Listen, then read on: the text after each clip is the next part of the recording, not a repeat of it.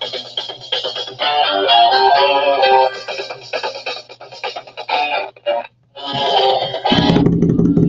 I messed it up. All right, welcome back to SOS. I'm Star Sorry About Us. Zippy Cap. And tonight's bum bum bum. Hello, Robert, Golden Aiken, Ganspick, pew pew pew, Somcom, Just Aid, William, Jeff, Sergeant Chains, D-Day, Fish and Beans, James Kettle, Jim Meadows, The Music Well, Country Mama, Survival Theory. What is your theory today? What is your theory? Maya Atkins, 351 Windsor, Smolo, Chipper 66, Slappy. Hope you've been washing your hands. Alan B, Daniel, Red Spear, Carlos Fernandez, Glory, Corporal Hillbilly, Band of the Red Hand, Lisa, Miss Docile One, long time no see, Bruce Ellis, pleasure as always, Fuzzy One, Ted, Douglas, House Scout, Troy, Uncle, Brad, Chris, Craig. Hello, everybody. All right, hello everyone. And all you shy typers out there. All right, Brian. Welcome back. Hi, Sean. Welcome back. Tonight, Anthony. Tonight, I don't know how many of you have been with the channel for a long time. Petty officer. A long time ago. Hi, Frank. Hope you're doing better, buddy. Sippy and I did this. It was, what was it? It was like 1,000 subscriber giveaway or something like that. And we did. It was a high fidelity. We did high fidelity, and it was basically we summed up all the different types of emergency preparedness and I got hot chocolate marshmallows, survival, and it was a whole bunch of them, and it was all like SHTF, Tiawaki, Jimmy, all these different movies that we gave our we either did a top 10 or a top something. I can't remember exactly. It's still in the archives somewhere in our videos. I don't remember how far back that is, but so the thing is, if you've ever seen the movie High Fidelity, and if you are familiar with the movie, throughout the movie,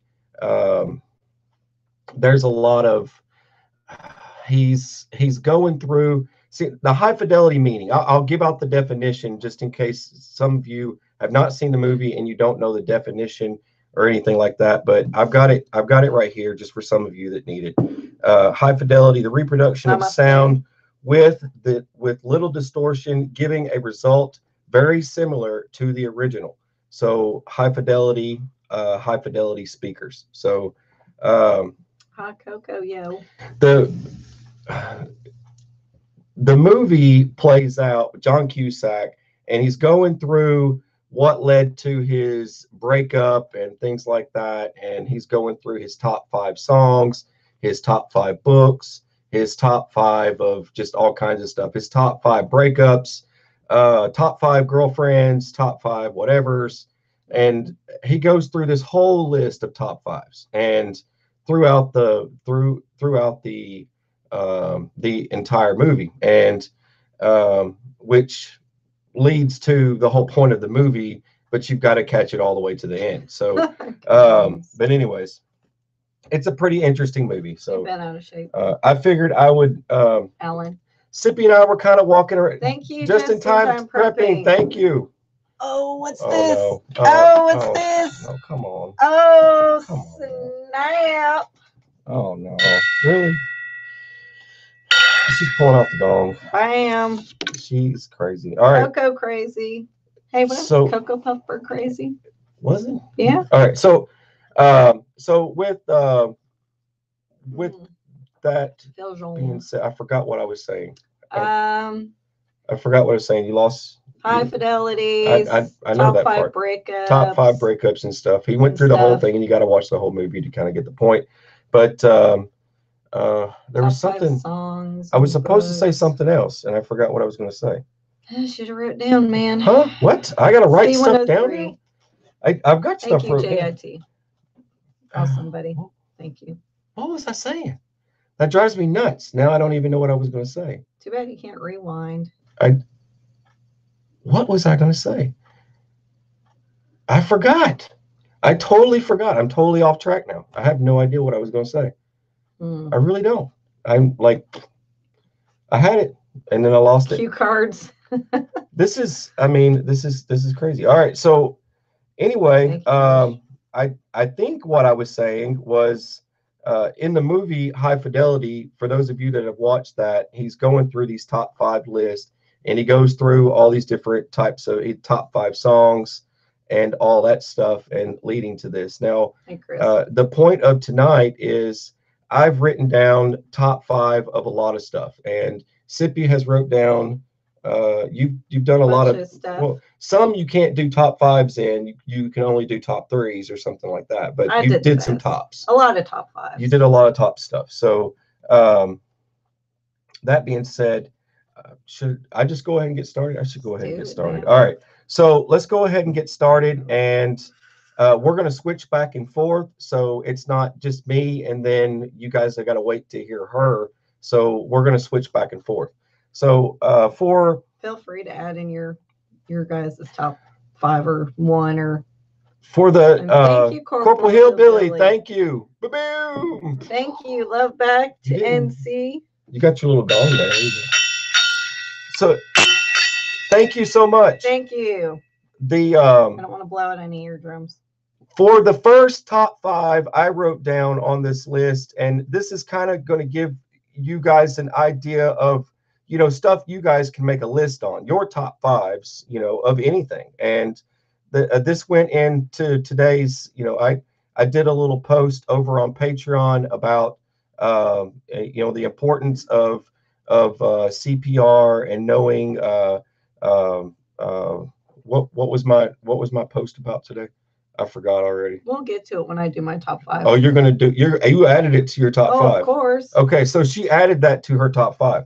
All right, so this all started with that. Oh, this was what I was going to say. Oh, snap. So Sippy and I thought it would be a lot of fun to do this. And, I said, we could do something kind of, I was getting childish, and I was like, the top 5 songs. What are your top 5 ultimate rock songs for SHTF? What are your top 5 books for SHTF or movies? And she says, no, let's not do it. Let's get serious, right? Do some top 5 things and stuff like that. So it's all right, cool.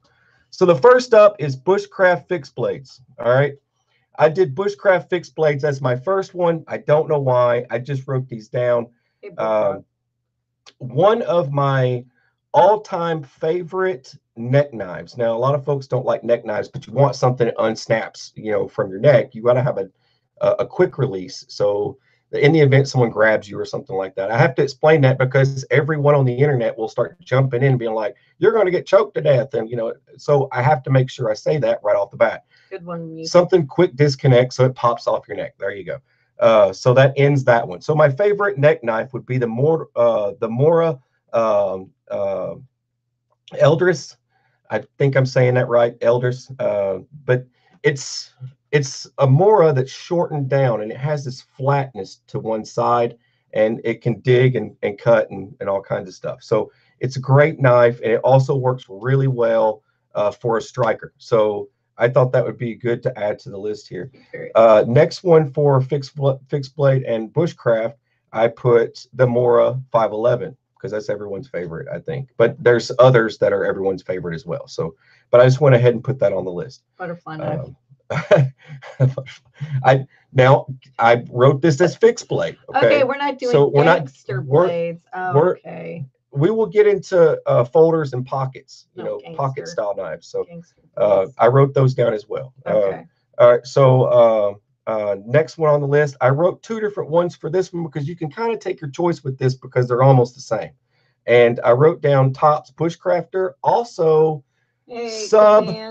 sub knife to this is the Bob. So I put the bug out. The Bob is called the Bob. So Tops Bob or Bushcrafter, either one of those, they kind of look very similar.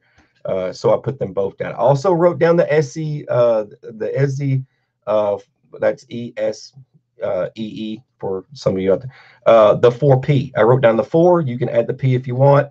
But the SE4, I wrote that on the list because it lines up because you've got all these different color variations and things like that. So it depends on which one you pick for that. So are we sure we're not talking about gangster knives? You're No. throwing colors and Easy E and OPP, and I'm like, dang, this has got to be gangster knife collection. Sorry. Am I allowed to quit yet? No, I'm not quitting. it's I'm too early. It's too early. Marines don't Okay. quit. All right. So Sorry. I wrote this one down because I know a lot of folks love this knife. I personally would use it in a situation. I wrote it down for that reason. But it's last on my list. I put the K-Bar BK2. I put the K-Bar BK2 last on my list for bushcraft knives. Only because the blade's just a little bit deeper, and that's the only reason why I put that on there. So, but anyway, you're up next. So I'm up next. All right. I'll start with top burn treatments. Well, the top burn treatments. Top 3 burn treatments that you should use. And I'm not talking about superficial like sunburn, aloe vera, spit, rub on it or something. But now we're talking about like your skin is charred and like busting, oozing open. You might even see some connective tendons or bone, who knows. So what you'd want to slather on these things is silver.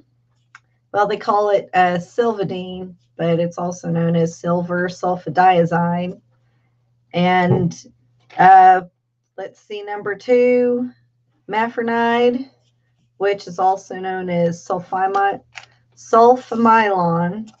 And number 3 is silver nitrate 5%, 0.5%. And these are all the antimicrobials basically to make sure that you don't get those nasty infections into your bloodstream. And 2 notes, I guess to make it 5, 2 side notes you need to watch out for. Now, if you have what they call the full thickness, aka the 3rd degree burns, that pretty much penetrate, it can penetrate pretty much almost down to your bone. And if the way they measure it is they do rule of 9s, but to kind of make it easier is you go by 1% is a palm. It's that person's palm equals 1% of how much body surface area you have a burn on. Usually they do, I mean, because it's different. You got like rule of 9s, it's like your extremities, and then your trunk and your back's different percentages. So I'm not going to go into that. But if you have like 10 to 20% or more, you got to be really, really careful with fluid loss. I mean, even if you do have just maybe 1 to 10%, you have to worry about it anyways. But you lose a lot of plasma, and your plasma is mostly made up of water, and you got all your electrolytes as well that's in it. So you have to just really, really be careful about making sure that person, hopefully they're conscious and with it enough that they can keep drinking water. And with that is you can expect basically, the higher percentage of their body surface that has burns, the greater the loss. So you can expect the greatest fluid loss between 24 and 36 hours after they sustain that burn. So if someone gets completely fried, burned, whatever, you just make sure that they are drinking a lot of fluids between 24 and 36 hours. Cosmic period. And it'll peak between 6 and 8 hours. That's like the crucial time. You better make sure they're drinking like you guys been PTing up the crucible. Drink your water. Water, and electrolytes. So with that, if they cannot drink and if they're unconscious because they got knocked out or they're just maybe kind of comatose a little bit and shock, go ahead and give them normal saline, lactated ringers, or 5% dextrose.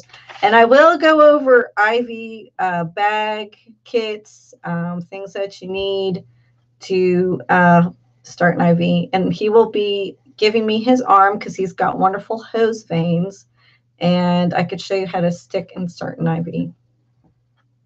All those in favor? You're supposed to raise your hand. Okay. There we go. But yes, I'm going to go over more IV bags, and I'll show you all this stuff for next week. So it's your turn. It's my turn. All right. I wrote this down as top 5 camp saws. Okay. I put this down as top 5 camp saws, and I put them down as camp saws because that's kind of what they would be relied for, and not anything too crazy. I put down if you needed like something small to go in a pack to carry with you, something small, then I put down the Silky Pocket Boy because it is probably one of it's small. It's like this big, and you can stuff it in the side of your bag, and it's a pretty good saw. But it's nothing heavy duty to take down a tree or anything. But if you needed to break up some limbs or something like that, build a camp, you could do that with that small saw. Also put on the list here, this is an interesting one. I've always just liked it, and I'm putting it on here because it also is a small compact saw. The Opnail number 12. If those of you who probably have never even seen this, but the Opnail number 12 is it's just like the Opnail folding knives, but it's a bit bigger, and it's a saw blade. The one that I caught myself using the most is just a buck saw. And when I say buck saw, do it yourself. Just get a saw blade and just cut the debris you need, and get some paracord and twist it up and bust out a buck saw. And that way you just carry the blade with you, and you don't have to carry a bunch of other crap along, and you can make the handle when you get where you're going. So that's why I always like doing that. Plus, you can get like an entire pack of blades for just a few bucks, and you can carry a whole pack of these blades. So if you need another one, or make more of them because your buddies need a saw, then there you go. That's why I put that on the list. The Eversaw 8.0 is a good saw. It's built slightly similar to a Silky as far as dependability, and it's not the same price. It's a bit lower on the price range. So affordability is the reason why I put that on there, price wise. One that I put number 5 on my list, the lowest on the list, is because it's just interesting and it works. But if you were building some kind of multi-function bug out type kit, you need to get away for a while or something like that, or just go camping, the Zippo axe saw works pretty well. The Zippo axe saw has a pretty good axe, and it's a lot like a Fiskars, and it also comes with an attachment for the saw blades. So you could bring a pack of saw blades and connect those to it as well. So you wouldn't, if you needed to change out a blade, you could just change out a blade on it and keep going. So that's the reason why I put the Zippo axe saw on the list, but it's number 5 on the list. But that's what I've got for that one. Wow, that was short. Mine are short. You do these long ones. Well, I guess we'll even out, won't we? You want me to do another one? No. Okay. Oh. I can do another one. It's fine. I got more. That's good. I covered a lot of different topics here with this. Well, good. There you go. Next time you should do 2 then. Okay. So I am just going to talk about, we'll go to top 5 antibiotics for wound, and if you have to do minor surgery for, let's say, like suturing or stapling or something. All right. So we'll go from 5 to 1. We'll switch it up. 5 to 1. So number 5 is doxycycline, which is also known as tetracycline. And the downside with that is it's not for pregnant women, and it's actually one of the older ones that's been around. So there you go. You can look up more information if you want to know all the many, many different treatments. And that's another reason why I put these antibiotics down, is they're very multi-use, and a couple of them are broad spectrum because what's very important is, like I've said before, broad spectrum is certain antibiotics can only treat certain type of microorganisms. So if you have the broader the spectrum of your antibiotic, the better shot you have of keeping that person from getting an infection or fighting off that little microorganism that's getting them sick. So, number 4, in our aminoglycosides family, the antibiotic is the gentamicin, and unfortunately, that's not for pregnant women either. All right, so number 3, if you are allergic to penicillin, this is probably one of the best broad spectrum, so to speak, antibiotics to take. It's in the marcolide family, so it's azithromycin. And so here comes the kids. I know that would be the best bet if you're allergic to penicillin, is to go towards that class, the marcolide family. So our 2 big broad spectrums that are, I mean, when you think about it, you probably are going to get this prescribed to you at one point of your life. Cephalosporins, there's 5 different classes of cephalosporins. I'm not going to go into all of them. Most of them are broad spectrum, as far as they will kill the same things as all your penicillin families will. And ceftriaxone is it's the 3rd class, and it's one of the better ones to choose from. It's very common in hospitals that I've seen being treated, as far as if someone's allergic to amoxicillin.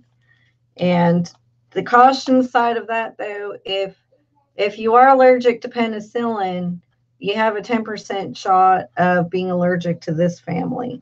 So you kind of got to be careful. If someone had an allergic reaction, even if it was a minor one, like Ellie had. What would I take if I'm allergic to? I don't know. I don't know why you wouldn't be able to take penicillin. That's not in the penicillin family. That sounds specific to a specific microorganism. I'd ask your doctor. When in doubt. That's always the best answer. Ask your doctor or your pharmacist. Always ask your doctor. Because even if it's a minor allergic reaction, like Ellie just broke out in hives everywhere, chances are the next time if she were to take it, she would have her throat would swell close, and she wouldn't be able to breathe, and she basically die. Anaphylactic shocks. Yep. So keep that in the back of your mind. Risk outweighs the reward. If somebody has amoxicillin, which I put as number 1, because that is the number 1 most prescribed every time if I get a tooth pulled, from anything to do with dental work to having my gallbladder taken out, I was always put on amoxicillin, because that is one of the best antibiotics that you can use. And I see a lot of prepper channels that are just like, oh, here, take amoxicillin, but they don't tell you why. And that's why, is if, chances are you're in a bad end of the world scenario, when you get a nasty cut, you probably are going to want to have to take amoxicillin to keep any of those nasty little microorganisms out. But if you have an allergic reaction once, because this is the most thing that people are allergic to, comparing to peanuts and everything else out there, is penicillin, you better make sure you don't take it again, because the next time you do, you can it'll kill you. So the more you take penicillins, the higher the chance your body is going to see it as a foreign invader and basically set off that alarm system, which unfortunately entails anaphylactic shock of your throat closing. So there you have it. Okay. All right. So for my next one, I did folding knives, but this isn't just folding. This is like knives and for your pocket. And now as far as um, fun, um, I guess on my list here, for fun and talking point types knives, you could write down a ton of different knives. I mean, there's so many, but unique, or something, most folks don't see folks carry around every day is kind of like your Opnel number 8. Like I wrote that one down just based off of uh, you know the different types of uses you can use that knife for. And I also wrote down, as far as affordability. Now, I wrote this down based off of affordability, and I kept that in mind when I'm writing. And then the last one on the list is the more expensive. So Kershaw folding knives in general. Now, I didn't put down a specific one because most of them are very affordable, and I mean, some of them, it just varies in particular style, because it really does go into the person's style. So I just put that down as a generalization. Also did the same thing with Spyderco, because I do have a couple of different Spyderco blades that I particularly like, and Spyderco varies from larger to smaller. So it literally it's up to the person's need or want at that point. So I don't have a particular favorite, because most of them have most of them that I've had my hands on, I've always enjoyed. So I just generalized it with those two. Uh, Next one on my list, I put the Ontario Rat 1, because the I've carried around the Rat 1 for a couple of years, and it's always been a great knife. It's always been easy to keep sharp, and it's always been a great knife. So, but the Ontario Rat 1 falls into the same category as a lot of Spydercos. So, but affordability is there for both of those, and that's one reason why I go with that. The next one on the list here, as far as EDC type knives that I put on this list, they also make folding knives, but um, for craziness, like sheer craziness, or um, the goes into like um, people around you, and I guess the cool factor, right? People enjoy these knives, but I put Microtech for just cool features. Now, I do carry I carry a Microtech on my left side. It's an auto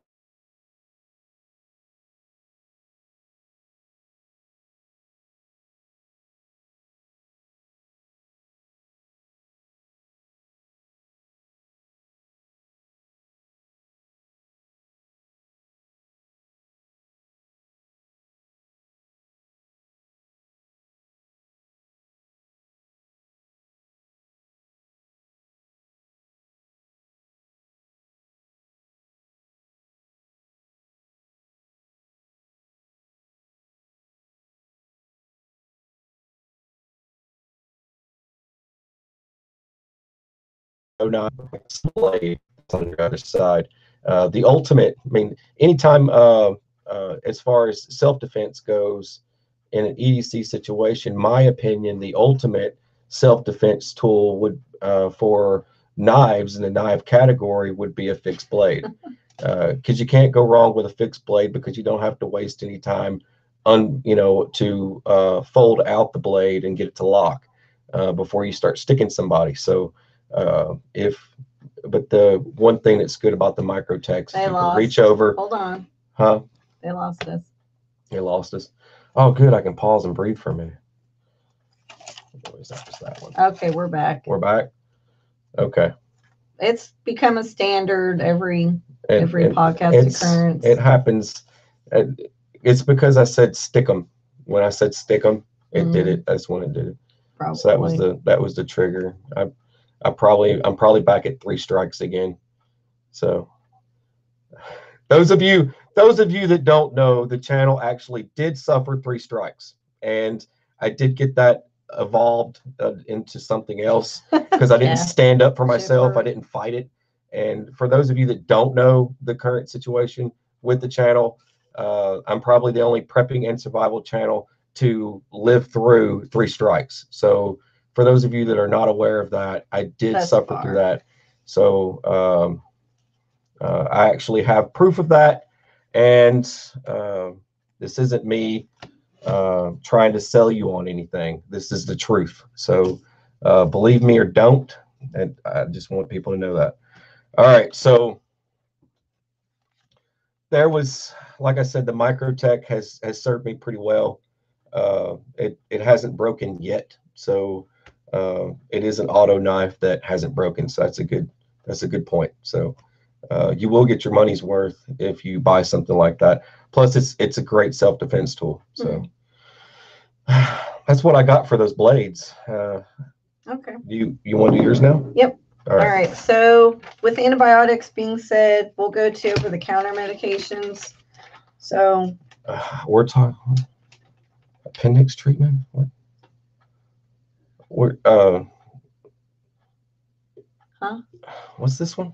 Here we go. What's that? Thoughts on appendicitis treatment. There you go. Now, just pray that your basically your little appendix is inflamed, and hopefully it'll die down and it won't rupture, because that's what people die from, is the rupturing of your appendix, and it causes all sorts of nasty stuff, peritonitis and sepsis, and it's just awful. But that's pretty much all you can do. You could try surgery, I guess, like they did on the stand, but the guy ended up dying, of course, because there's just no way to create, not first of all, sterile field and know where the heck you're going and what you're doing. Oops, severed your abdominal aorta. Oops, sorry. All right, so 5 over-the-counters. First one, Tylenol. Can't underestimate the importance of Tylenol. Can I say something real quick? Yes. Okay, real quick. I'm just going to pause for a minute with Sippy because I saw another comment there. If you are a channel, I'm going to go ahead and give you a heads up. I'm going to tell you right now, if you are a channel, look, if you walk around, I'm going to tell you the truth. This is the truth from BA. If you walk around in your backyard feeding goats and yelling at your dog, you're probably not going to get any channel strikes. No. Okay, I'm throwing it out there. And so you're probably not in any kind of risk whatsoever of making videos. Now, if you do some of the content we do, like reloading is a big one that I got strikes on, and Sippy's medical videos are all demonetized now. That happened overnight. All of her medical videos that people do get educated on are all demonetized now. So there you go. So if you do any type of educational content in those 2 realms, those are all demonetized. So certain types of videos that get a little bit racy, kind of it depends on like EDC type related stuff, you might get flagged. Some fire making type videos will get flagged. Just throwing it out there, and if it involves any kind of explosives whatsoever, you're done. So I'm throwing you're making some sort of something that goes boom, it doesn't matter, you're going to get flagged. But just throwing that out there. And if it's coming around to me, and I mean, they're going to start high and then go low. So pay attention. If you're a small channel, if you're a channel the same as me or what, I don't care, whatever it is, pay attention to the notifications you get, your emails, because that could be your early warning system. If you get an email from Google or something like that saying, congratulations, you're going down, buddy. If you get something along the lines with some red markers and caution signs and whatever, you better click it and start checking into it immediately, or you could possibly lose your channel. There you go. I was curious about Dr. Bones too. Cool Hand. I don't know. I don't think he really monetizes. He doesn't monetize. He goes. I don't think he will get affected. His stuff goes towards his website, and he has a storefront with products for sale, and he writes books. So he's more focused on stuff like that than it would be concerns of getting flagged for his. But demonetization's one thing, and then getting flagged is the other. So the flags like I've received, I've lost videos. So I've lost multiple videos. Tons of videos are gone now because of this new system that they put in place within the past 2 weeks. Just I've watched videos just disappear. They're not there anymore. You can't find them, and you can't click them. They just delete them. So keep that in mind, folks. Mm-hmm. There you go. I mean, I've never heard of that, but I had appendicitis when I was 12, and the surgeon gave me the option if I wanted to go ahead in surgery or if I wanted to go in observation. And my family was pretty poor, so I was like, I don't think my family can afford a surgery bill. That was going on in my brain. And I was like, well, let's just wait. And it went down, and I haven't had any problems with it since. So I have no idea if the coffee enemas or there's any other thing really that can go and get that inflammation down. Whatever is irritating it. Honestly, I don't even know if taking an anti-inflammatory like your ibuprofen and stuff would do the trick. But Tylenol #1, it's great because infants can use it, and which is important. It's good for fevers and for pain, obviously, because you definitely don't want to give. Night, Mark. Good night, Mark. You don't want to give anybody under the age, I think they said 16, I think, aspirin because of the Ray's syndrome. But anyways, #2, Benadryl. That goes with the antibiotics. So Benadryl is really good to have if you do get that allergic reaction and you're just itchy and breaking out. Benadryl will help, and a corticosteroid is also usually prescribed to really cut down that inflammatory response that your body is putting out, so it doesn't get hyped up and it doesn't go really, really intense. But unfortunately, those strong corticosteroids, those are prescription. 3, aspirin. It's always good to have, especially they taught us, I don't know how many times in school, if someone's complaining of severe chest pain and they're probably having a heart attack, you just have them chew them up, and it thins the blood out enough to where the heart can actually get that oxygen that's in your bloodstream enough to where you can, get them to a hospital, and that'll help save their heart tissue to give them a better chance. But of course, for pain is also good. Is that Pew? Yes, he's constantly making me laugh. I know. He's talking about him and Cool Hair talk about witch doctors. Yeah. Pain with chicken bones. Vitamins, #4. Vitamins keep the immune system up. It's always good. Keep your along with zinc, vitamin C helps keep your tissues to regenerate in the healing process. And #5, ibuprofen, just another good anti-inflammatory to have, especially you got that arthritis or whatnot. Even though I was told, well, not told, but I even saw this lady when I worked in home health. She'd rub apple vinegar on her joints, and she said that helped with her arthritis really good. Okay, next. You ready for me? You ready for me? Yep. All right. Am I stealing your show? How many more have you got? You got a few on there? I got a couple more. You can go and do like 2 or 3. I'll go ahead and do a couple of them. That way we keep it kind of all right. Next on my list here. Now keep in mind, I did write in here. Get in the back. I put calibers in here and. Thank you, yours. Thank you. Boom, boom. Yeah, sorry. Watch your ears, y'all. Oh man. All right, and Alan, thank you. it's killing Alan. He's like, no. I also included filters, so that's towards the end of this, and food as well, and fire and all that stuff. So why don't you do 5? huh? Why don't you do 5 of yours? 5 of mine, and then move on to yours. Yeah. Okay. All right. Here we go. That's a lot of stuff. All right. Okay.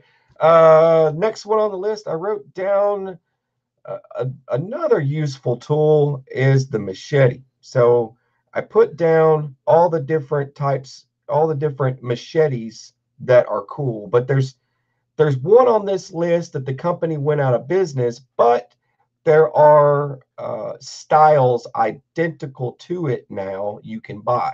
But first one on the list is the Fiskars clearing tool, only because it has this crazy edge on it that when if you've got some distance from what you're cutting, it will still cut. So it's a really good machete. The next one on the list, this is the one that's out of business now, but you can find replicated ones of it, is the Woodsman's Pal. I like it because on the backswing, you've got this hook. It's got a hook, and so the hook works great to clear a lot of like briars and stuff. And then you've got the other side that's got the flat edge that's got a curve to it. And that works great, almost as if it's an axe. So it does work good for a dual purpose tool. And you can also use the Woodsman Pile as a shovel. What are you looking at? Nothing. All right. So I thought you was looking for spot. No, you're good. But anyways, Woodsman's Pile. That was the next one on the list. And the Ontario Knife Company makes the GI machete. So it's called, I think it's listed as military machete, but it's a reproduction of an old school machete. And the Ontario Knife Company, it's also affordable, so it's not outrageous or anything. So I didn't put anything on this list that would be outrageous. Thank you, Ray. Thank you, Ray. Next one that I wrote down here is a very favorite of a lot of folks, is the cold steel kukri. And I think everyone likes it because the cold steel kukri is so you can dig with this thing, you can chop down trees with this thing. It's very well rounded. Slaughter a pig with that thing. It is a very awesome survival tool, and I'm categorizing it as a survival tool. But the cold steel kukri is great. Another one I put number 5 on the list because it used to be my favorite, but it's not anymore. But it is the same one that Sippy nicked and dinged for me, and jacked the blade all up, and then I just refiled it and sharpened it, and it's still good. But the Gerber Gator, because it's got this really nice saw to it, that makes it even a lot better for certain situations. And just the I mean, the chopping aspect of it, the grip is good. So I mean, you can't go wrong with the Gerber Gator. But I put it number 5 because it's not as good as some of the other ones. I actually should have put the cold steel kukri first, but I was kind of doing these as I was thinking about them and writing them down. All right. Yeah. I start getting that dry mouth. Talking so much. All right. Next is axes. The axe. This goes into camp axe, hatchets, things like that. I think I've got like one full size on here, and the rest are smaller. The full size one that I put on here that I really like is the Cold Steel Trail Boss. I still think the Cold Steel Trail Boss is cool. Good night. But all right, the one that gets the most attention is the camp axes by most of the ones made by Fiskars is like number 1 on the list for a lot of folks. We've actually had, you remember that last camping trip we were on, we were splitting all that wood, we had that Fiskars, remember that? Even some of that stuff was wet and yucky, and it was still because we were splitting stuff up so we could leave it drying out and things like that. Yucky, you gotta say yucky. But Fisker's the X7, I put that one on the list for a lot of folks that want it to fit in their pack well and still be able to do the same thing. So I put the X7 for some of you that don't know what that one is. I don't believe they sell that one at Walmart, but that's another one that's on this list. One of my favorites is, I think it's just a classic. It's a classic, and it's a lot of people's favorites. And there's even a how it's made video on this. You guys remember this TV series, How It's Made? They actually did a factory tour of the East Wing Company, and they were doing a video on the East Wing Sportsman. And the East Wing Sportsman, a lot of folks probably remember camping with mom and pop or whatever. They probably had a East Wing camp axe, but it's all metal, leather handle. It's a classic, and you can't go wrong with the East Wing Sportsman. So I put that on the list in the middle. Also, for cool factor and choppability, I put the CRKT Freyer. Hey, Charles. I put that on the list because I know a lot of you like bearded Viking axes and things like that. So I put the Freyer on the list for that one for some of you folks, because a lot of folks like to have something they can put in their pack, also have the cool factor as well. Here's one that's just for ultimate Hulk smash for some of you out there that like getting crazy. For the crazy folk out there, I put this number 5 on the list just because it's cool. East Wing double bit, and if you got time, the only way I can explain it, it's double edged, it's small, it's compact, it's kind of tactical, but it's not in tactical colors. But if you had to outlive the zombie apocalypse, the East Wing double bit would be for you. But one for you start thinking medieval times and stuff. As soon as you see the East Wing double bit, you'll think medieval and crazy. So, but it's a interesting hatchet. I'm gonna say it's a hatchet. So, but it was in the axe category. All right, you want me to do one more? Mm-hmm. All right. Nah. All right. Let me take a swig of water real quick so I can keep going. All right. A Bowie knife. All right. Either people are going to love me or hate me for this, but it's okay. We will get through it. Multi-tools. I wrote multi-tools down. Number 1 on my list, that's my favorite multi-tool that I like, that I carry with me everywhere I go. And I have proof because I did a video about it a long time ago. The Leatherman PS4 Squirt is one of my favorite because it's so tiny, but it does so many different little tasks.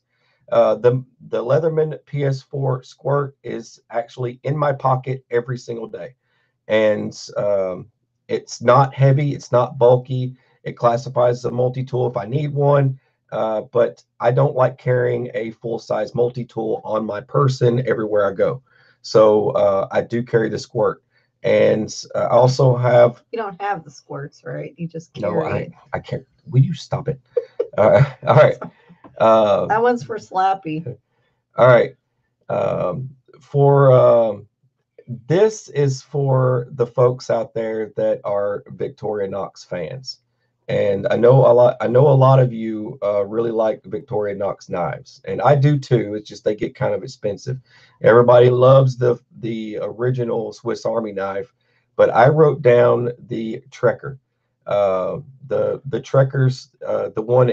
It kind of has a nice thumb opening for the knife, and it has all the other little tools that you would probably need, and also has a saw blade to it. So, but I put that on there for just multi. Does not have pliers though. So, but it is classified as a multi-tool. That's not a multi-tool if it doesn't have pliers. It's just something if you're kind of, something you can throw in your pocket and carry around. Next one on my list. This one is one of my faves. The Leatherman Wave. You like how I did that? One of my faves. Leatherman Wave. Woo. Antibiotics will make you have squirts, Jeff. to make you have the squirts. They will. Leatherman Wave, I like it because there's a tool attachment so you can use all the tips. It also comes with a stack of tips for it. You can do the extension or whatever. I did a video, I think I featured it in the video where I did the EDC multi-tool carrier for the bomb-proof carrier that I did a video on. That was actually the tool being put in there, but that's the Leatherman Wave. Hey, Savage. He's a Wave fan too. I love the Wave. I don't know. I've seen people are either going to love me or hate me for it. But hate it, man. But I've always loved the Leatherman Wave.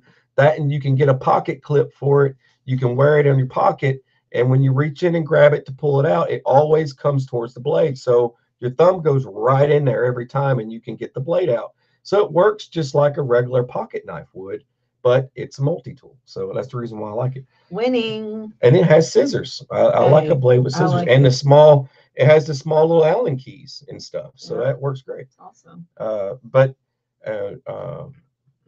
I mean, in a pinch, I've used that thing millions of times. Another one I put on the list just because of the sheer cool factor. I also did a sub tool, which is where I actually category 2 tools for one category. But the Leatherman Signal, and I also put the Mute, which is the MUT, and I put both of those in the same category here in the number 4 spot because you've got the Signal and then you've got the Mute, Mute, whatever, MUT. There you go. That's Mutt. It's a Mutt, whatever. Anyway, Mute is with an E at the end. That's how you know the difference between mute and Mutt. Mutt, M-U-T, Mute, M-U-T-E. Now you're starting to sound like those trolls that attack me when I screw something up on the channel. It's out of love. Man. Carry on. All right. So here we go. Those two, and then the last one on the list for tiny little pocket tools is the Gerber dime. I put that on the list. Gerber dime, for you Gerber dime fans out there, the Gerber dime is still a good little multi-tool, and they will replace it if you break it. That was the other thing that I broke one, and this big old bear mitts of his. Yeah. Anyways, I broke it. Love hurts. Love hurts. All right. Well, my next one's pretty quick. Okay, you want to go ahead and do one? Yeah. Okay, you go ahead and do one this time. You're up next. I'm just gonna do top 5 medical books. No particular order, honestly, none at all.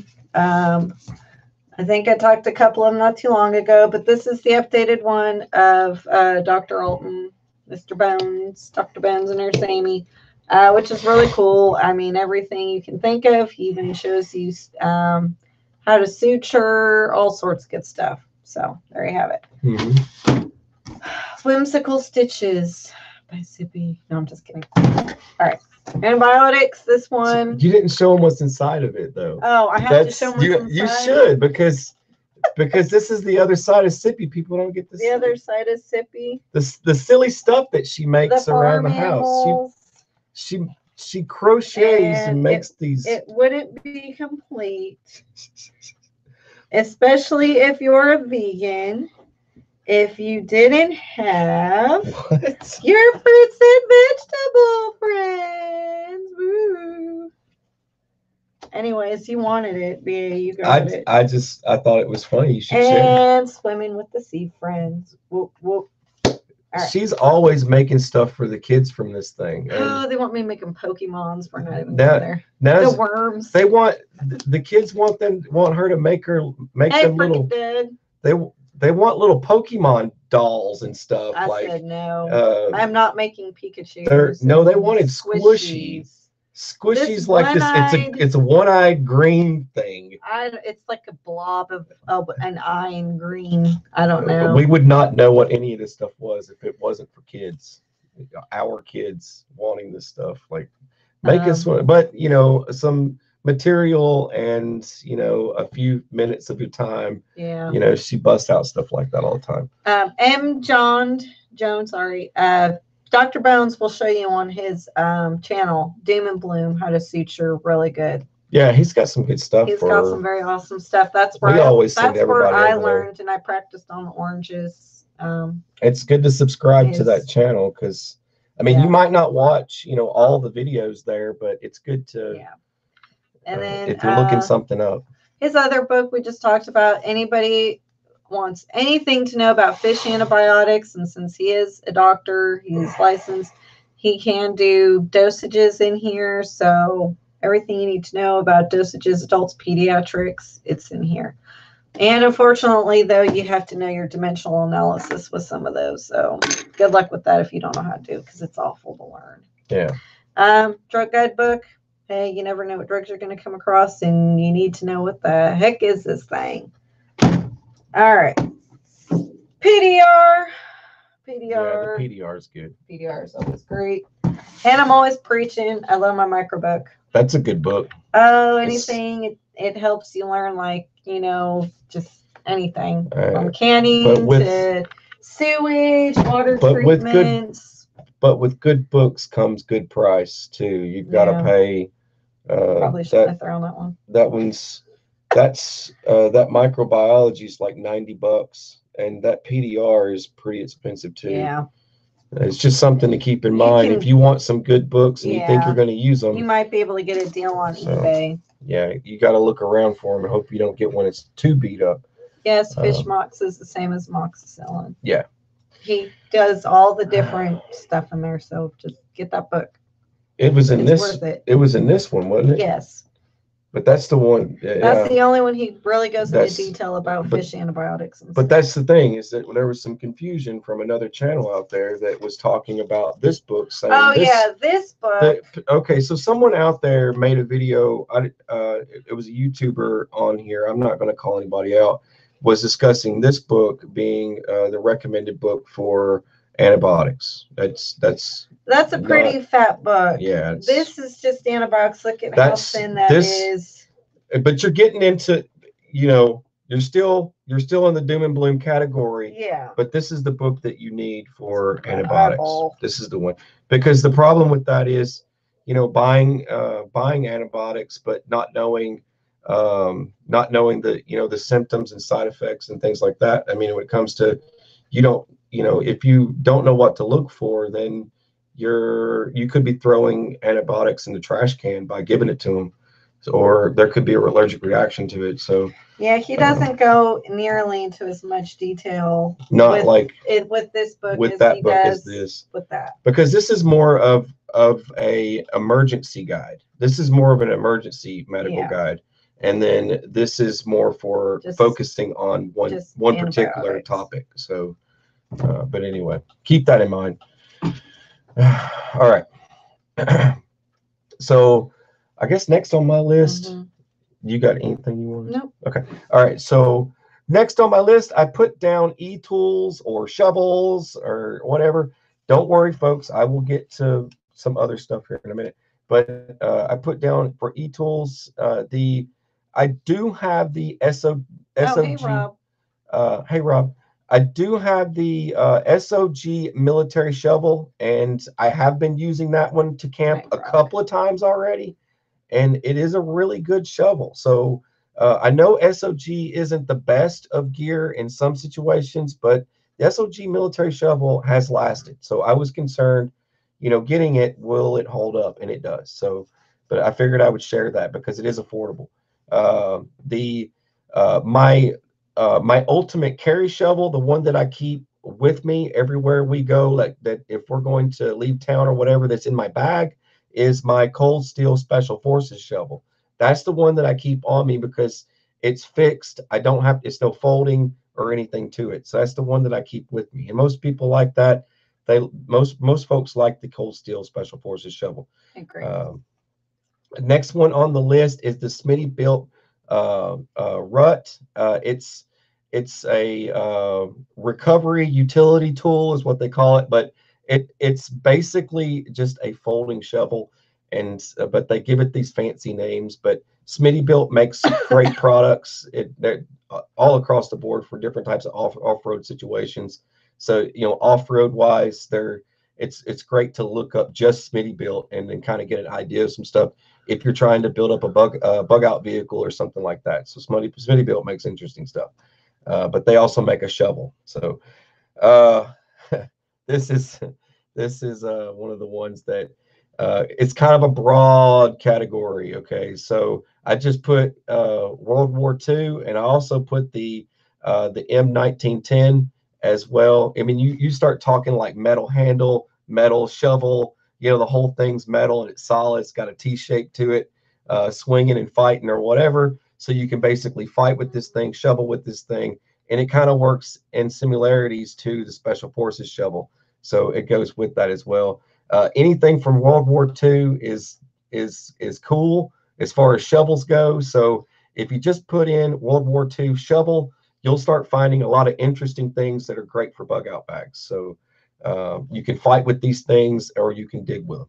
I also put on the list for as far as entrenching tools, I added 2 items here. If you have to go lighter and have something that's multifunction, like I said before, I put down the kukri as an option for digging, because if you needed to dig, if you needed to chop, if you needed to cut, clear paths, the kukri works great for all those across the board. So if you had to be a minimalist and not carry a shovel that's just a shovel, then the kukri. And then I also put, last but not least on this list here, was, this kind of goes into the subcategory, I put the hunter tracker, but the larger one. You've got to get the larger one because it works for the same multitask type situations. Clearing, if you needed to clear something out, you could. Using it as just a cutting tool. So if you needed just to have the knife that works from just knife category all the way to digging a hole, then a hunter tracker would be for you. But anyways, that way, but that is extremely minimalist if you start going into the tracker category, because then you're ditching all the other tools and you're just going with one item, and that's it. So you're relying on one item to do all that stuff. That's at that point. Minimalist sounds like a militia group or something. Minimalist. Well, you know, a lot of folks try. The nihilist.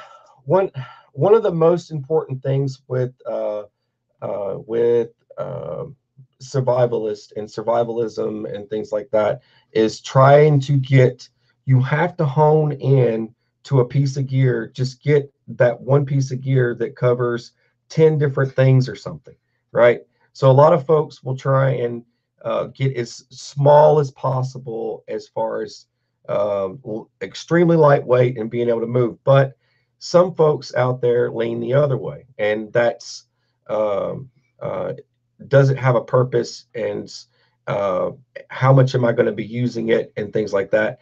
And shovel digging, having a decent shovel is a good thing, because you're talking like if you needed to dig out a trench or something like that to get yourself down into the ground more, whatever the case, because in some situations you might actually need that option. So for some, they don't feel that that's even an option. Cool hand Luke. You gotta like, goodness. You gotta like hit the. All right, Alan, take your earpieces out. Okay, ready? Anybody who has headphones on? Back up. Turn your volume down. All right. That's good. All right, you were warned. Thank you very much, Cool Hand. Thank you, Cool Hand Luke. You. Thank you. You're awesome. We hope your grandkids are doing good. That really hurt. I warned y'all this time. Instead of after doing it, I warned you before. Thank you very much. We love you, buddy. We appreciate you. Survive California. Survive it. What do you want to do one now, or do you want me to do one? You want me to keep going? That was a good one. Let's do it. You want me? This is calibers. Caliber, man. All right, so we're going to go into calibers. Hey, Chad. And caliber wise, you can rack up in so many different things here. They're not slaymanship or. You can go into multiple calibers, so it's really hard to just point down one thing. You'll nail down just one thing. And as far as my fun factor, what I like to shoot in the backyard or whatever, if That's I'm funny, Frank. if I'm in the backyard and I just want to plink something or goof off, I've found myself using 22 LR quite a bit just for goofing off. Usually with goofing off. Now that's just my fun factor caliber that I like to play around with, and I've used it for so many different things. Now the one on the list here, as far as big boy rounds, just well rounded, and I put down for calibers because it goes into subs, is Funny. 7.62, because with 7.62 comes 7.62 by 51, 7.62 by 54R, 7.62 this, and you got your 308s. You got anything in a 7.62 caliber is always fun. And now this doesn't go into calibers, but I wanted to make sure that I put this on the list because I wasn't going to be able to just cover different types of weapons. I wasn't going to be able to do that tonight. So I put down 12 gauge because I love shotguns, and shotgun's the ultimate prep. Like I've said before, it's super cheap to reload the ammunition for it, and I think during the if I had to face out the apocalypse, I would definitely be reloading a lot of 12 gauge. So Yep. I put that on the list. As far as handgun goes, I went ahead and put 3 down for handgun because handgun, I can't nail down my favorite, but I mean, if I could walk around all day with a Desert Eagle 50 AE, I would, or a Smith & Wesson 500, but that's not practical. So for practicality, I put anything in the category of 45. So I mean, it goes with 45 Colt, 45 ACP. There's from that to the next one on my list here. I put 9mm, and I also put 357, and I would have put a few others on here. I would have kept going, but for my carry, what I usually EDC is usually a 9mm or a 357 Magnum. So it's usually one of those two. And are there any guns that you can really interchange between 9mm and 40? Yes. I mean, well, it depends. Could you pull it off since they're so close? There are companies, if you already have like like if you, for example, like Glock, if you already have a 40, you can go to like lonewolf.com and you can get the things you need to switch it out for something else. But I'm not sure on which ones you can switch them out to. So I don't want to lie to anyone and say yes, you can. Kind of do but from 10 millimeter is I mean, to be honest, when it comes to calibers, a lot of folks will carry a 10 millimeter. Nothing wrong with a 10 millimeter. I think that's another great cartridge. It's when for some folks it falls into the category of stopping power, and then people watch movies and they might assume that it's just going to fling a person across the room when you hit them with something. Like they're watching that movie Max Payne, and that judge scene where he's using the judge and he's blowing doors off the wall and stuff. I mean, that's not how a judge actually works. Are you sure?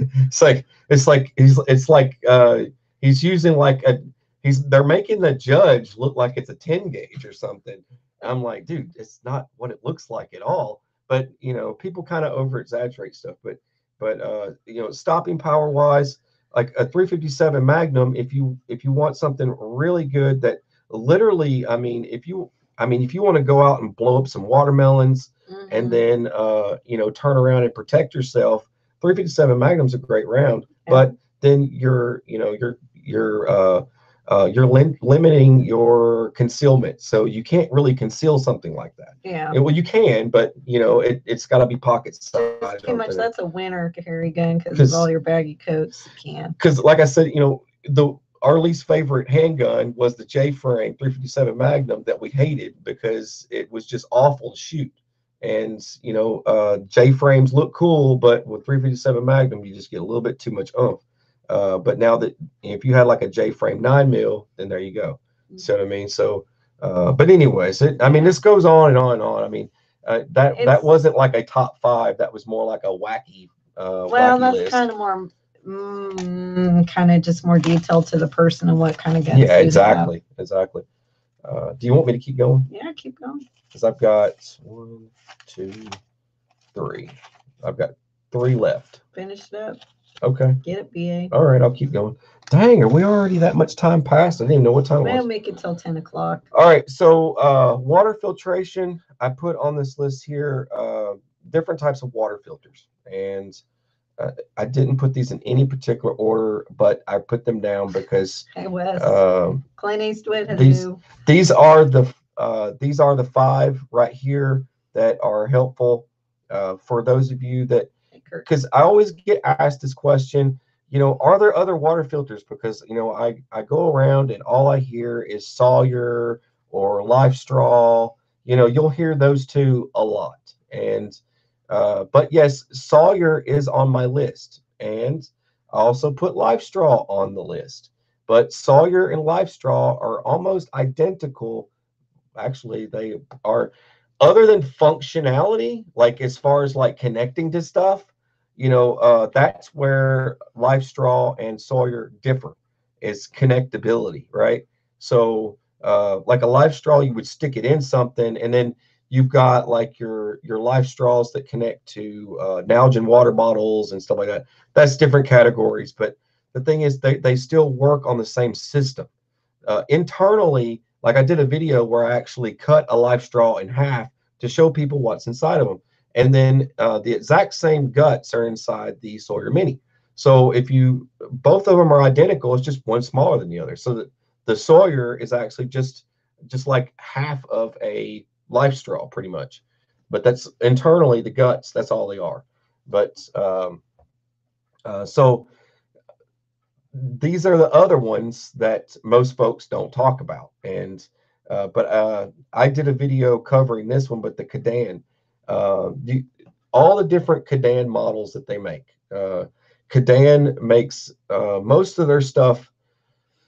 Most of Cadan's products are reusable, so you can rinse, clean them out, and use them again and again and again. So that's why I like Cadans. And we have a couple of actually we have 3 different types of Cadans, and 2 of them are for backpacking. One is just for you know, if you're going camping or something like that. But we've got those on the list, and we've also got. Now that big industrial one would go more into the big one that we have, because we also have the Lifesaver, and the Lifesaver is more for like extreme camping. If you're going on an excavation or something, like some crazy little excursion adventure, and you're going to be gone for a very long time, and you're taking a vehicle with you, and or you've got a camper RV or something like that. The Lifesaver is definitely something for that. But as far as carrying on you, backpacking would definitely be a Cadan. Okay. And then backpacking as well, also on the list, MSR models. MSR filters are used by the military. They're all classified as such. The MSR, I mean, you can suck down gallons of water before it finally dies, and then you can rinse it out, clean it out, and start over again. So it works a lot like those other ones. So, but the MSR will work for a while before it shuts down on you, and then that's why I like it so much. And it's quick disconnect for most part. Next one on my list here is a really cool one. I'll probably feature it later on down the road, because I never have really shared stuff like that with you guys. But as far as like in my bag, that I carry this bag. It's got like miniature items and stuff in it for an emergency situation. But I keep a Hydra Blue in there. And if you guys ever look up Hydra Blue, they don't sponsor me or anything. I bought the filter because I wanted something small that could go in my bag. And they're, I don't know, like 10, 15 bucks or something for a Hydra Blue. I can't remember the exact price, but it's in like the shape of a pen. It's got a cap on it. You can pop the cap, and and pop the cap on the bottom, and it'll work a lot like a life straw in a way, but there's a slight difference to it because it does have backup. There's more filtering systems to it than just like the life straw. So it doesn't have just what the life straw has. It actually has, like, there's a charcoal filter and some other stuff to it, but it's it's about yay wide and about about that long, and it has a cap to it and stuff, and you can just uncap it and use it. It also has a change out. It comes with an extra charcoal filter to change out the charcoal part of it, but it's pretty cool. It's Hydra Blue if you guys are looking that up. But I don't think I've ever seen anybody talk about the Hydra Blue. I think there might be one other channel that I've watched that might have featured it in their little what. What are you giggling about? I'm giggling at you. You're so funny. I'm just saying. I know it. I know one other person out there that did. I think they actually had it in their stack up there, but I can't remember if they did or not. But they might have. I'm sure they probably have.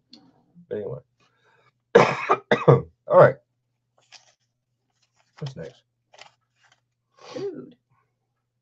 Here we go. Food wise, try not to resort to cannibalism. It's overrated, people. Just don't do it.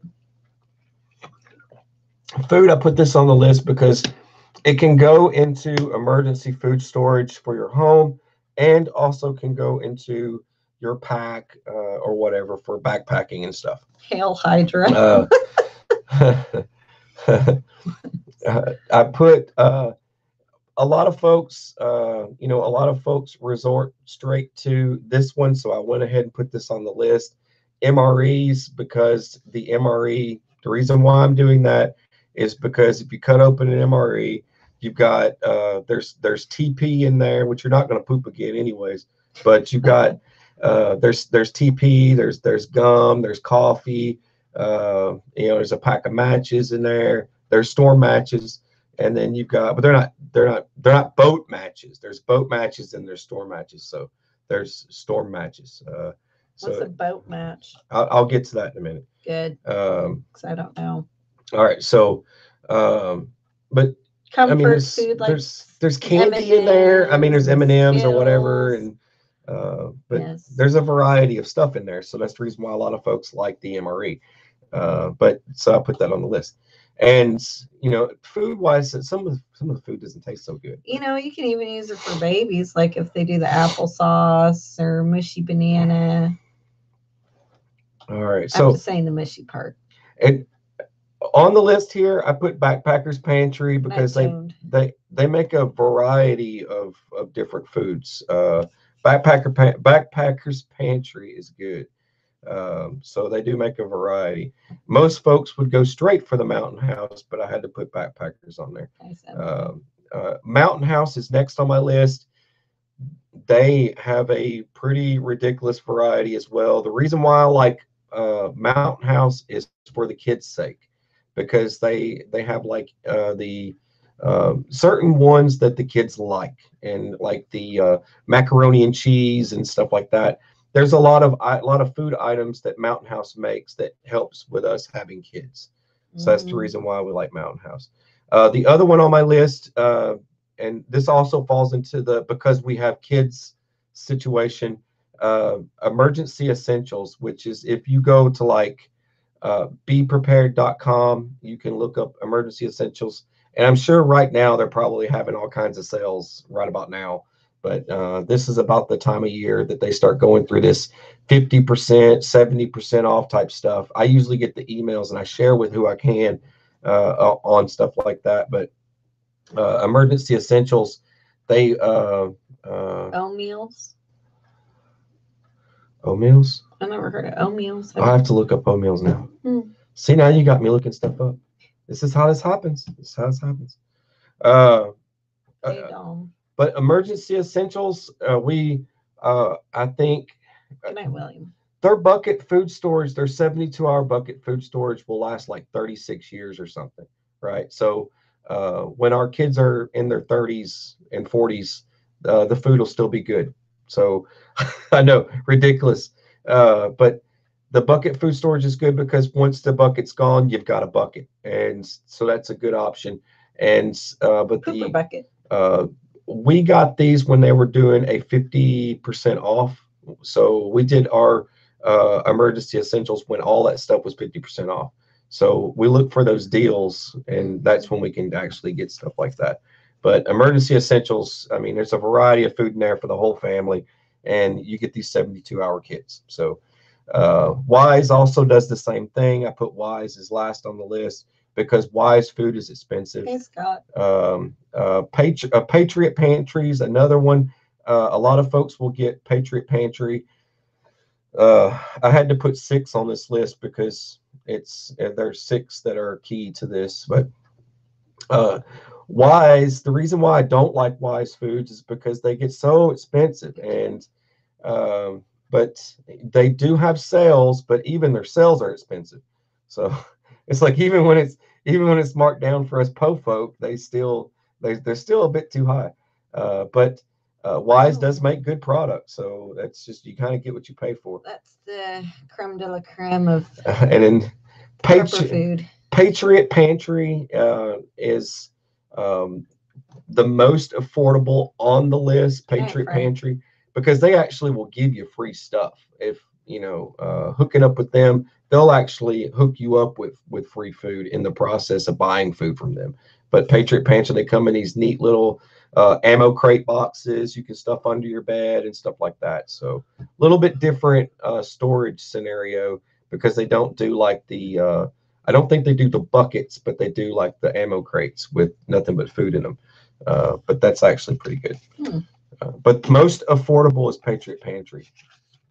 And then LDS is definitely, you'd have to do number 7 on the list, but LDS, the home storage centers, you can look that up, and we have one a few miles from us, but Knoxville's actually the closest one. Knoxville is the closest one, but they you want to stock up your food storage quickly, LDS is definitely the way to go.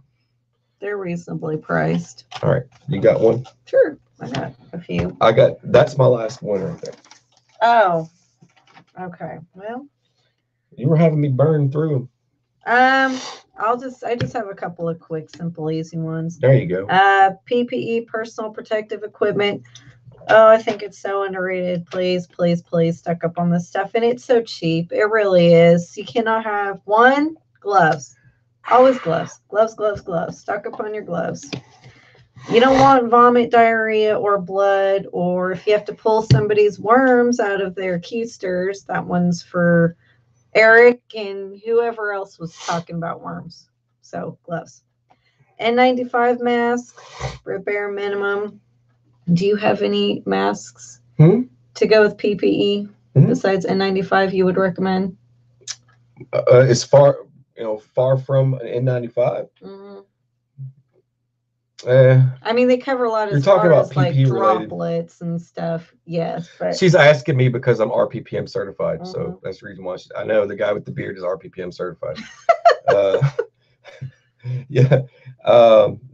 The N95s as far as storage goes, and then if you're depending on what you're playing with, a face shield is good to have. Oh, that's on my other one. Yeah. I have face shield for the next one. Depends on what you're messing with, really. Yeah. Face shield, gowns, and biohazard bags, because it's kind of important to put your nasty stuff somewhere so you don't spread infection around. Yeah. And I'll just go on to this other one. Skills. The kind of skills you need to know that you can get at your local Red Cross. There are resources. I'm sure some people's YMCAs can do sessions every now and then. You got to look it up. But CPR is number 1, people. It's so easy to learn, and you'll never forget it. I promise you. I promise you. CPR, very important, because you don't want to go pounding on somebody's chest. And and especially being a parent, I feel that it should be mandatory that the hospital should teach you for free on how to do CPR and the Heimlich maneuver.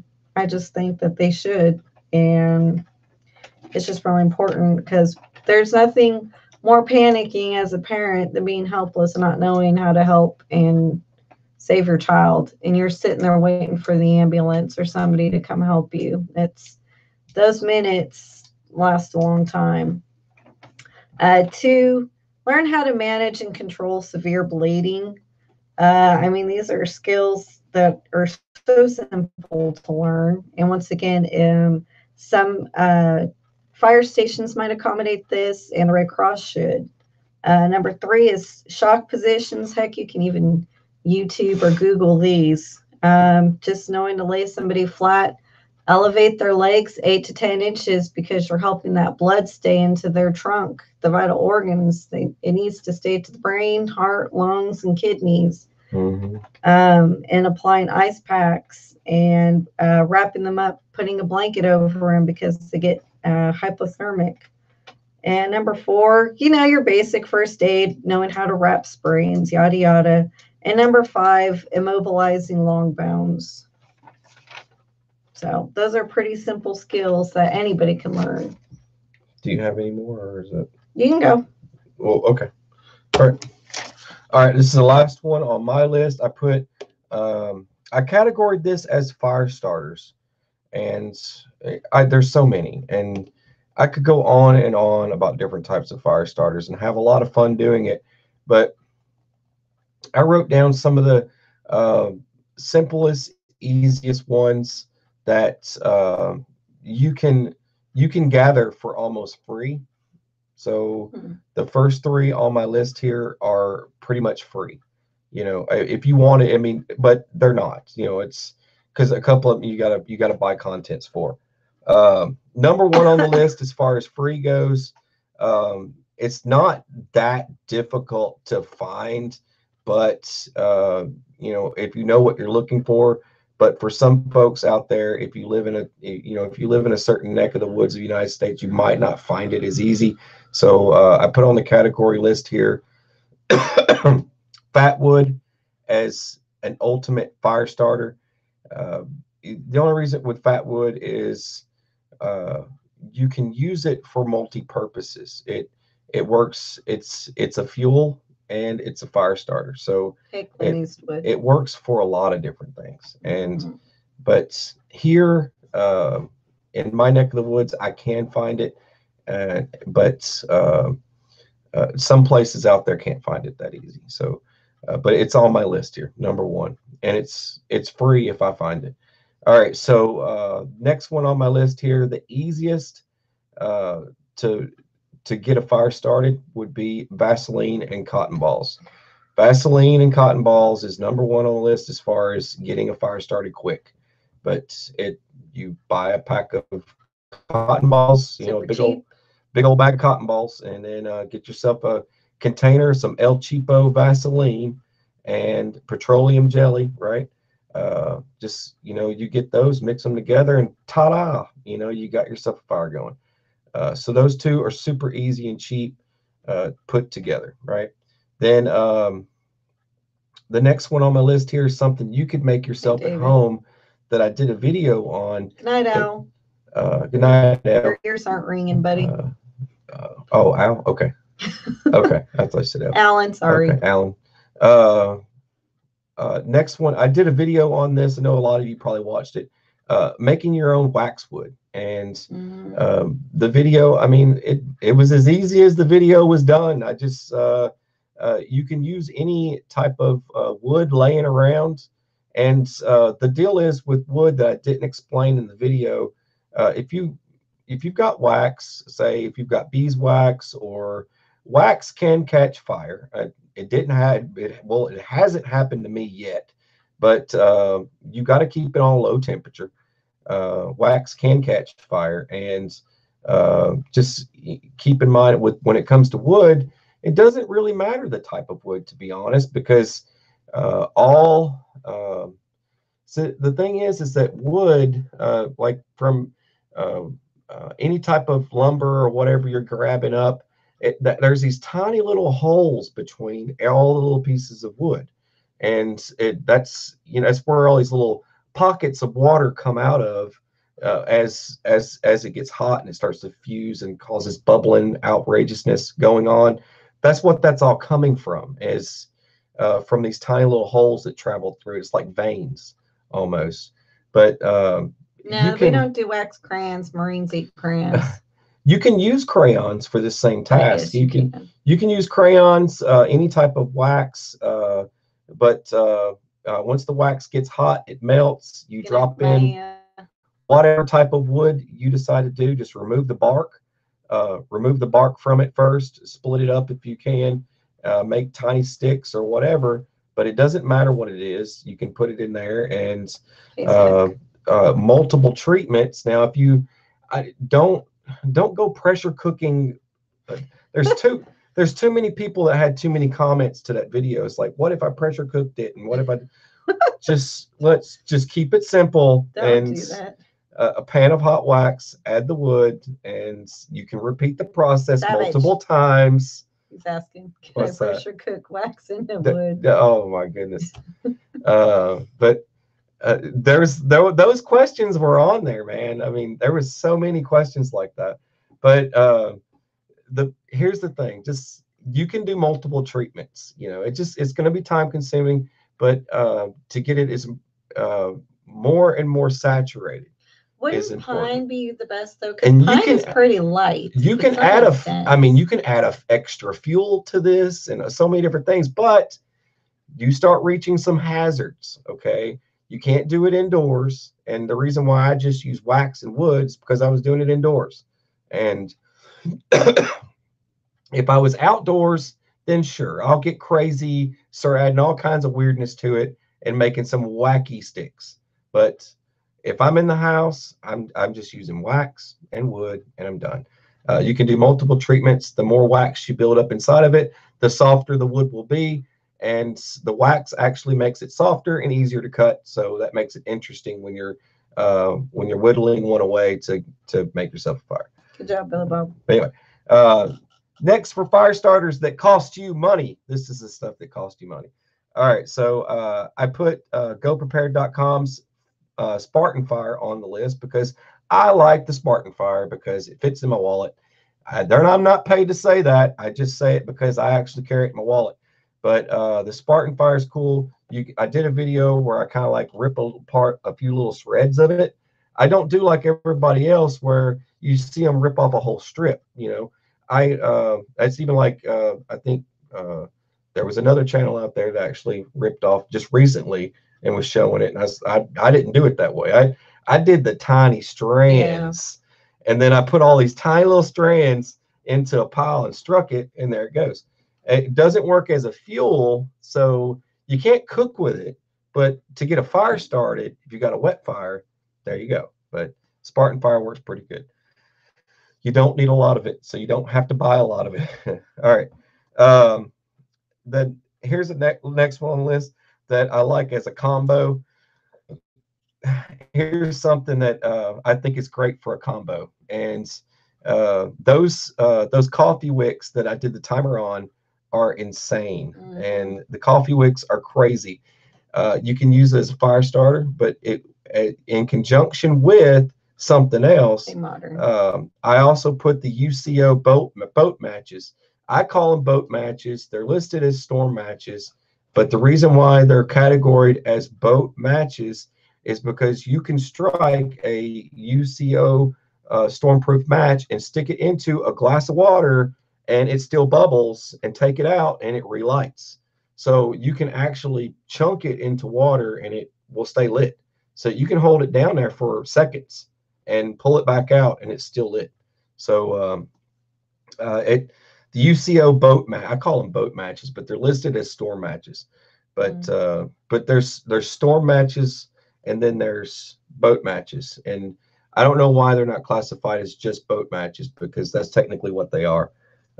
But ultimately, those are much better.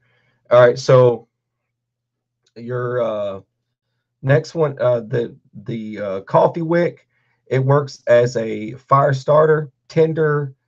You can also cook with it because it actually burns for the actual time is 30 minutes.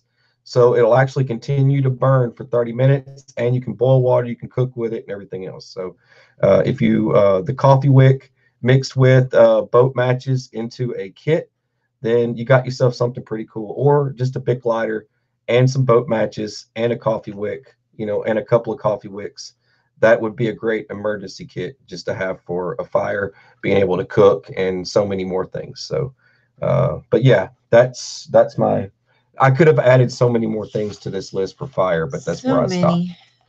What's that other one? No, I was getting into music and stuff, and then I stopped because I started writing down some gangster beats and stuff, because I rap on the side. My side job is like fake you rapping. had a bunch of Vanilla Ice and Crisscross songs on there, didn't you? My side job is fake rapping, and I try to do it on the weekends. And I get, oh man, I get trolled by so many people that are just like so super mean. I get wonderful comments all the time, and then I get these silly people that make these silly comments, and you get to look in to see who they are, and it's hilarious. Like I don't know what hateful thing somebody said to me. Someone said something super hateful, and I go and I look at their profile, and it's uh, uh, he's like he's a bodybuilder that takes selfies with his cat. He like works. Bless it. He works out and takes selfies with his cat. Bless its heart. And then I looked at some other guy. He left something really horribly nasty. And then I went and looked at his thing. I was like, who is this guy? So I click on him, and he is a paintball. Like he does like ultimate combat paintball. Like, of course, it's all like military reenactment of paintball. And I don't know. So just keep that in mind too, as well, people. You've got people that come and leave these crazy comments. There's probably more to the story. So they probably take selfies with their cat. So just keep that in mind. But anyway, so don't feel bad. All right. I guess all in mine. My last one. You got your last one. Suture wound kits. On top of, besides the suture kit itself, staple gun is always good. It's nice and sterile. All you got to really do is just make sure is that, good night, Cool Hand Luke, is just making sure you cleanse the area. So when we go into that, hip cleanse is really good. It's not just good for cleaning the area around the wound. It's also good for cleaning your hands, because you definitely need to make sure you clean your hands as best you can. And remember, with hip cleanse, you got to rinse off the skin area too, because it could potentially burn with those chemicals, and it's not going to feel nice. Of course, iodine number 3. And 4, if you can buy sterile wound cleaning kits, they come with everything. They come with the sterile saline, the gloves, scissors, gauze, the works. So it's just really good. It has it all right there in that kit. And then, of course, you should always have amoxicillin or a Marcolide antibiotic, because anytime that you're ever screwing around, suturing or stapling, you're inducing a good chance of inducing an infection in that, because there's no such thing as a sterile zone unless you are in the OR. Okay. Bam. That's all I got. I ain't got no. Yes, Hip cleanse is not good for babies. It will give them chemical burns. You will definitely hurt them. That's all I got. I ain't got no more. Yes. I got no more topics. That was it. You need to build a good kid. That was the last one. Yeah, babies. It's okay on kids, but yeah, just not babies, because their skin's a lot penetrable as far as it's thinner. But yeah, good run, brah. There we go. Good run. That's all we got, folks. And thank you guys and gals for coming and hanging out with us. Hey, North Texas. Bye, North Texas. Some of you folks that are not on Patreon, 32. come check us out on Patreon. I'm done being sick now. I just come over there, and we do a live on Mondays and Thursdays as well on there. So come check us out. I guess that, like I said, that's all I got. It's I hope you guys and gals enjoyed it. And is that it? Yeah, that's it, man. Okay, no other place I'd rather be on Saturday nights is with you guys, because karaoke bars and kids don't mix, and I'm really good at karaoke. And I'm always fake rapping. So anyway. Yes. Good night, everybody. God bless. Thank you for showing All up right, and God bless you kicking guys. it with us. Good night, everyone. Good night. Happy birthdays.